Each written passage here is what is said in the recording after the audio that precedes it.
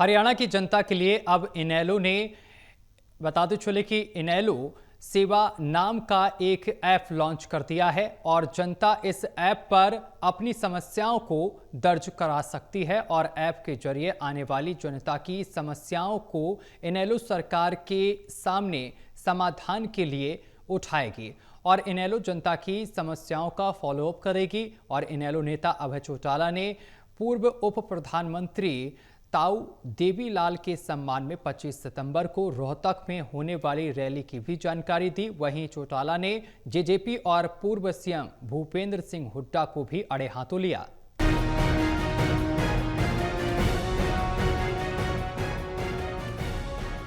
इनेलो ने लोगों की समस्याओं का समाधान करने के लिए ऐप तैयार किया है। हरियाणा की जनता के लिए इनेलो ने INLD सेवक नाम का ऐप लॉन्च किया। जनता इस ऐप पर अपनी समस्याओं को दर्ज करवा सकती है। ऐप के जरिए आने वाली जनता की समस्याओं को इनेलो सरकार के सामने समाधान के लिए उठाएगी। इनेलो जनता की समस्याओं का फॉलोअप करेगी। इस दौरान इनेलो नेता अभय चौटाला ने पूर्व उप मुख्यमंत्री ताऊ देवीलाल के सम्मान में 25 सितम्बर को रोहतक में होने वाली रैली की भी जानकारी दी।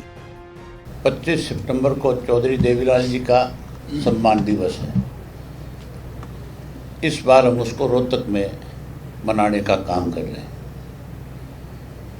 तो आप सबसे अनुरोध है, आप सबको निमंत्रण भी है कि आप 25 को जरूर उस सम्मान दिवस में आए कि हम एक ऐसी ऐप लॉन्च करेंगे जिससे सरकार के सारे डिपार्टमेंट्स की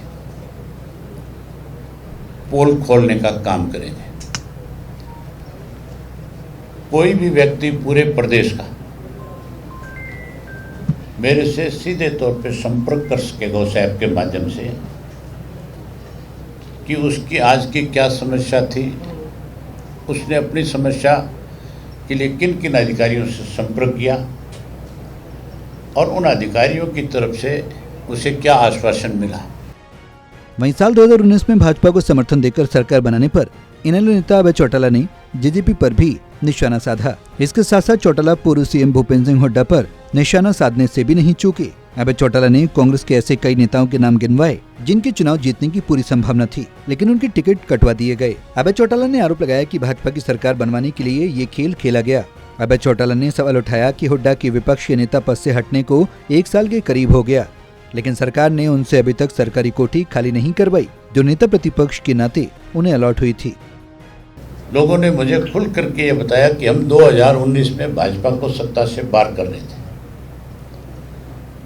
भाजपा को 40 पे लाकर के समेट दिया था, 50 सीट हमने अपोजिशन को दे दी थी, विपक्ष इकट्ठा नहीं हुआ और 10 ऐसे लोग जीत करके आए जो नाम तो चौधरी देवीलाल का लेते थे कि हम उनकी नीतियों को आगे बढ़ाएंगे, जो भाजपा के उस नारे को काट करते थे जो भाजपा ने कहा था 75 पार, उन्होंने कहा कि हम इनको जमुना पार करेंगे।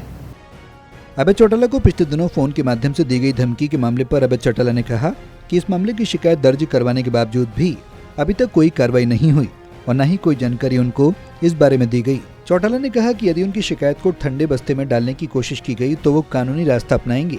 अभय चौटाला ने हरियाणा में अपराध बढ़ने का आरोप भी लगाया। हमने जो कोई टेलीफोन आया, कर्ण के फोन पे फोन आया था, हमने उसी रात कर्ण ने और मेरे पीए ने जाकर के कंप्लेंट दे दी थी।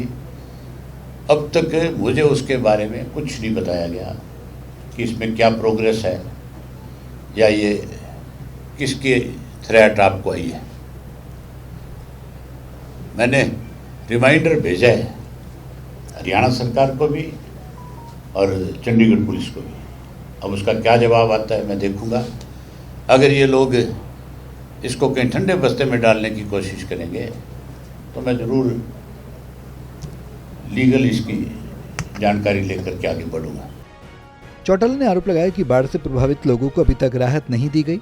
खराब फसलों के लिए सरकार द्वारा तय किए गए मुआवजे को चौटाला ने ऊंट के मुंह में जीरा बताया। अगली बुआई का समय आ रहा है, अब तक सरकार ने पानी नहीं निकाला, अब तक सरकार ने कोई मुआवजे के रूप में एक पैसा नहीं दिया। गए हैं, हवाई सर्वे किए हैं, गांव में भी गए होंगे, जाके देख के आएंगे, उसका फ़ायदा क्या हुआ।